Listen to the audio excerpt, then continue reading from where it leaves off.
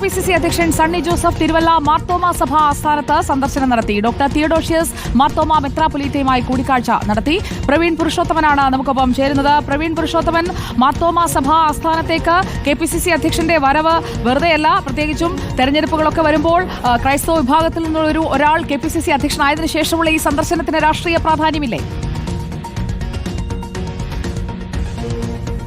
അസുജിയ, പത്തനംതിട്ടയിൽ 5 നിയമസഭാ മണ്ഡലങ്ങളിലും കഴിഞ്ഞ നിയമസഭാ തെരഞ്ഞെടുപ്പിൽ LDF വിജയിക്കുകയാണ് ചെയ്തത്.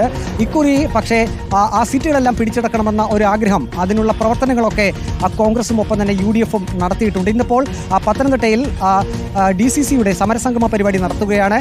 KPCC പ്രസിഡന്റ്, വർക്കിംഗ് പ്രസിഡന്റുമാർ, ഒപ്പം തന്നെ UDF ചെയർമാൻ അടൂർ പ്രകാശ് ഉൾപ്പെടെ പ്രധാനപ്പെട്ട നേതാക്കളെല്ലാം ഇന്ന് പത്തനംതിട്ടയിൽ എത്തുന്നു. അത് 10:30 കൂടിയിട്ടായിരിക്കും പത്തനംതിട്ടയിൽ ആ ഒരു പരിപാടി നടക്കുക. അതിന് മുന്നോടിയായാണ് തിരുവല്ലയിലെ മാർത്തോമ സഭ ആസ്ഥാനത്ത് KPCC അധ്യക്ഷൻ സണ്ണി ജോസഫ് എത്തിയത്. അദ്ദേഹം മാർത്തോമ സഭ അധ്യക്ഷൻ ഡോക്ടർ തിയഡോഷ്യസ് മാർത്തോമ മെത്രാപ്പൊലീത്തയുമായി കൂടിക്കാഴ്ച നടത്തി. കൂടിക്കാഴ്ച 15 മിനിറ്റോളം നീണ്ടുനിന്നു.